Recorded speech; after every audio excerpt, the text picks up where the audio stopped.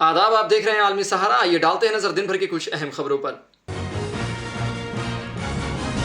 पार्लिमानी इंतखाब 2024 के लिए टीएमसी ने अपने 42 उम्मीदवारों की फहरिस्त जारी कर दी है। मगरबी बंगाल के वजीर आला ममता बनर्जी ने ब्रिगेड परेड ग्राउंड से इंतखाबी मुहिम का भी आगाज कर दिया है। महुआ मोइत्रा कृष्णानगर से उम्मीदवार होंगे, आसनसोल से शत्रुघ्न सिन्हा टीएमसी के उम्मीदवार होंगे और जबकि बहरमपुर से साबिक क्रिकेटर यूसुफ पठान टीएमसी के उम्मीदवार होंगे। इस मौके पर ममता बनर्जी ने कहा कि मगरबी बंगाल में टीएमसी अकेले इंतखाब लड़ेगी और बंगाल ही मुल्क को रास्ता दिखाएगा। তৃণমূল ভার্সেস বিজেপি, এখানে কংগ্রেস সিপিএম ওদের সাথে লড়াই চলবে। তৃণমূল কংগ্রেস এখানে বাংলায় একা লড়বে, আসামেও লড়বে, ইউপিতেও লড়বে। একটা সিটে অখিলেশের সাথে কথা হয়েছে, মেঘালয় আমরা বিরোধী দল, মেঘালয় তো লড়বো। আর দেশ কোন পথে চলবে তৃণমূল কংগ্রেস ঠিক করবে, বেঙ্গল ঠিক করবে, বাংলায় দিশা দেখাবে, বাংলায় পথ দেখাবে, বাংলায় রাস্তা দেখাবে। हरियाणा के हिसार से बीजेपी के रुकने पार्लियामेंट ब्रिजेंद्र सिंह ने बीजेपी से इस्तीफा दे दिया है और कांग्रेस के कौमी सदर मल्लिकार्जुन खड़गे की मौजूदगी में कांग्रेस ज्वाइन कर लिया है। इस मौके पर उन्होंने कांग्रेस की आला कमान का शुक्रिया भी अदा किया। मैं आज भाजपा से इस्तीफा देके कांग्रेस में शामिल हो रहा हूं। इसके लिए मैं कांग्रेस के पूरे नेतृत्व का आभार व्यक्त करता हूं कि इन्होंने मुझे अपनी पार्टी में स्थान दिया और ख़ास तौर पर राष्ट्रीय अध्यक्ष जी ने मुझे यहाँ पर आप सभी के बीच पार्टी में औपचारिक रूप से सम्मिलित किया। इसके लिए मैं इनका आभारी हूँ। वज़ीर आज़म मोदी यूपी के आजमगढ़ दौरे पर हैं। उन्होंने यहाँ तरक्याती कामों का इफ्तिताह और संग बुनियाद रखा। उनमें कई हवाई अड्डे भी शामिल हैं जिसका पीएम मोदी ने इफ्तिताह किया है। इस मौके पर उन्होंने आवाम से भी खिताब किया है। साथ में यूपी के वज़ीर आला योगी आदित्यनाथ भी मौजूद रहे। आज आजमगढ़ का सितारा चमक रहा है।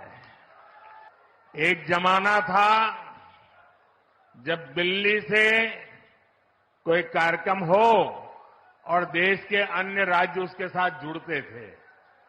आज आजमगढ़ में कार्यक्रम हो रहा है और देश के अलग अलग कोने से हजारों लोग हमारे साथ जुड़े हुए हैं।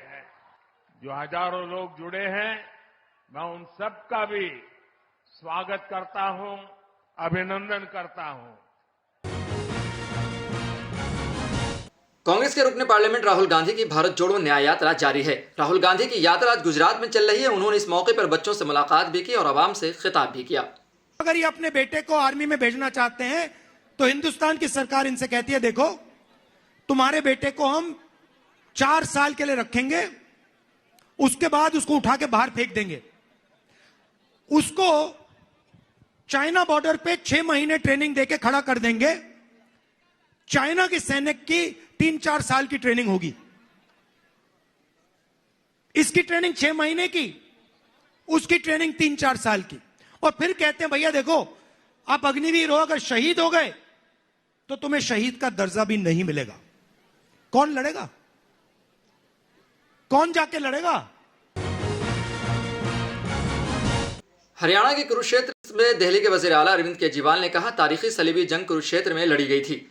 ये मजहब और बददियानती के दरमियान लड़ाई है। क्या कौरवों के पास कुछ नहीं था? उनके पास सारी ताकत, सारी दौलत थी। पांडवों के पास क्या था? भगवान श्री कृष्ण उनके साथ थे।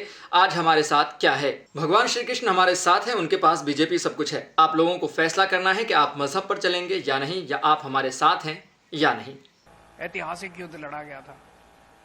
धर्म और धर्म के बीच की लड़ाई है। पांडव जीते थे, कौरवों के पास क्या नहीं था? सब कुछ था उनके पास। सारी इतनी बड़ी फौज थी, सारा धन धान्य था, सब कुछ था। पांडवों के पास क्या था? भगवान श्री कृष्ण थे उनके साथ। आज हमारे साथ क्या है? हम भी बड़े छोटे हैं, 4 आदमी हैं हम भी। हमारे साथ क्या है? भगवान श्री कृष्ण हमारे साथ है। और उनके पास सब कुछ है। आज उनके पास सारी शक्तियां हैं, सारी आईबी, सीबीआई, ईडी, फीडी सब है उनके पास। हमारे पास नहीं, हमारे साथ हमारा धर्म है। दिल्ली के केशवपुर मंडी के करीब दिल्ली जल बोर्ड प्लांट के अंदर एक लड़का 40 फुट गहरे बोरवेल में गिर गया। दिल्ली जल बोर्ड के वजीर आतिशी ने मौके का जायजा लिया। आतिशी ने अफसरान को सख्त हिदायत जारी करते हुए कहा कि कसूरवारों के खिलाफ सख्त कार्रवाई की जाएगी।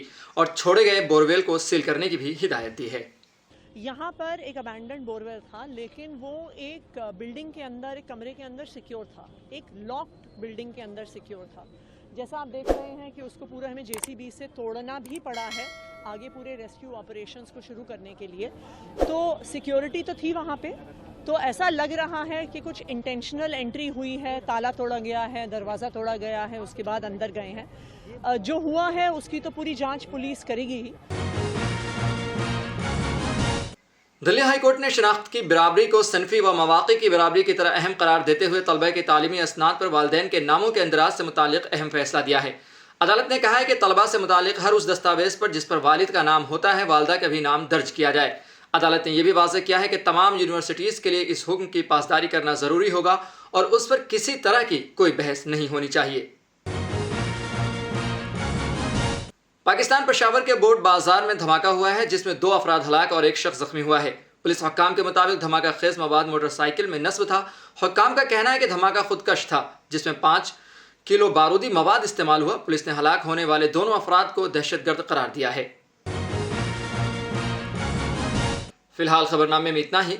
हमें दीजिए इजाजत और ताज़ा तरीन खबरों के लिए देखते रहें आलमी सहारा।